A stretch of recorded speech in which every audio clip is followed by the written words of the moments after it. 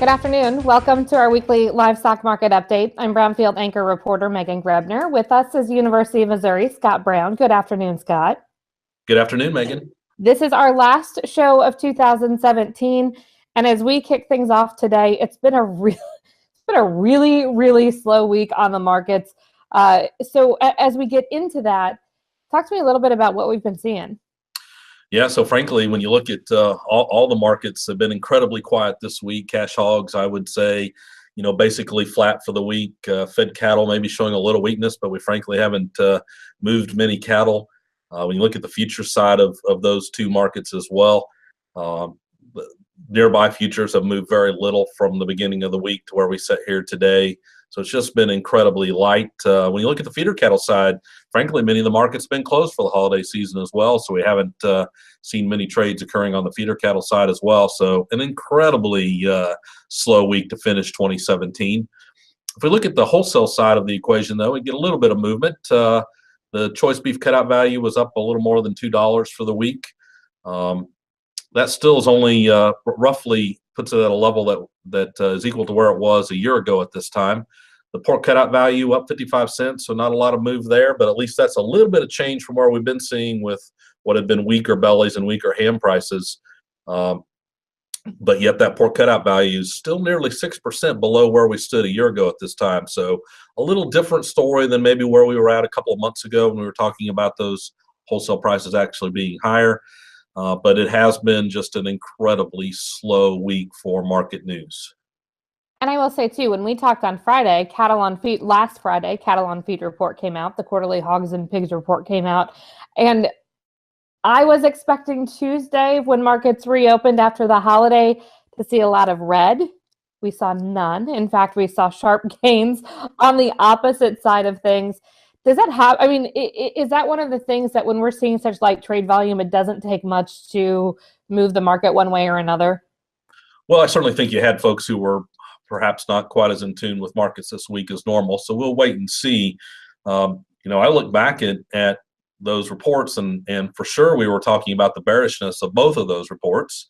And yet we've had markets that have done nothing but really been flat for the most part when you look week over week. It just continues to remind me that, there's two sides to this equation. And although we have very heavy supplies, it seems like coming on board, we continue to get demand side being able to keep up with those heavy supplies. And we're going to talk a little bit about demand, I'm sure, as we get into talking about 2018 and what we're going to be looking ahead to in the coming year. Let's talk a little bit, a couple of small reports out this week. Restaurant Performance Index kicked off, and we're seeing a little change. Yeah, absolutely. When you look at the November Restaurant Performance Index, it came in at 101.1, which is up from the October level of 100.9. So a little more strength on that side. All good news for us from a demand standpoint. However, the similar things that we've been talking about out of that report for the last few months have continued to hold true here in November. The current situation component of that index now stands at 99.6. That's up slightly from the 99.5 in October, but continues to suggest that current situation index is lagging a little bit, being below 100. What we're really seeing out of the Restaurant Performance Index occurs on the expectations portion of that index, which registered a 102.6 for November, up 0.2 from the 102.4 in October. So continued expectation as the restaurant industry looks ahead that there's stronger performance in terms of same-store sales and traffic, et cetera, as we move ahead. So better news in front of us, I guess, is the story that we continue to get out of that Restaurant Performance Index that came out this week. Consumer confidence also was released this week, and while it dropped in December, it still is a pretty positive number. Yeah, absolutely. When you look back at that December Consumer Confidence Index, yes, it came off of what was that 128.6 in November to around about a 122.1. That is a decline, but those were pretty lofty November and October numbers that we got out of the Consumer Confidence Index, and so in general we've continued to see a trend higher in that consumer confidence index as we've gone through 2017. That's the kind of trend we really need to continue as we move into 2018. And so hopefully what is a lower relative to November number doesn't continue as we move into 2018, I guess, is the only caution that we have right now. Scott, when we take a look at that consumer confidence number and in the restaurant performance index, why are they so key to our domestic demand side of the conversation when we look at what's going on here in the U.S.? Well, I think they give us kind of our best guess of what meat demand really looks like in terms of U.S. consumers. That restaurant performance index for sure tells us a lot about just the quantity of beef and pork products that might be moving and what's the direction of sales in some of those restaurants. That overall consumer confidence index for me just continues to help us get a better gauge on just the overall economic growth. So do consumers feel like they have more money in their pockets? If so, that probably translates into more spending on food products. So both of those are kind of our very near term, at the moment, kind of reflections of where demand might be headed in front of us, where most of the time we're kind of looking backwards over a longer period of time with the data that comes from other sources to help us with what's happening on the demand front generally. Scott, speaking of looking back, let's take a quick look at some of the things and maybe some of the big highlights and stories from 2017. Yeah, so we certainly had lots of interesting news, I think, when 2017 comes to a close here. Let's start with a couple of the positives. So exports of beef and exports of pork out of the United States are going to be ranked number one over the last 30 years, with beef exports near 2.9 billion pounds and pork exports near 5.6 billion pounds. Thank goodness we have record exports of beef and pork to talk about as we close 2017. Because when you look at the production side of this equation, pork production being number one again over the last 30 years, coming in at 25.6 billion pounds when we close the books here on 2016. Not quite the same on the beef side. Beef production would rank seventh largest out of the last 30 years at about 26.3. It just reminds me that there's been a lot of supplies of beef and pork, and when you look at the 26.4, it's not that far away from being a number one ranking as well over those past 30 years. Yet when you look at prices, fed steer prices, fifth highest over the last 30 years, going to come in about 121. Feeder steer prices coming in about 156, also being about the fifth highest. Hog prices about the 11th highest, coming in at about a little more than $50 in 2017. At the same time, when you look at corn, we've talked about high corn prices for a period of time. The 16-17 corn price at 336 is the 10th highest over the last 30 years. So having a break on the feed cost side is also important as we look back at 2017. It's a quick look back as we take a look ahead. What are going to be some of those key stories and key nuggets that we're going to have to continue to see in 2018 if we want the livestock sector to remain profitable?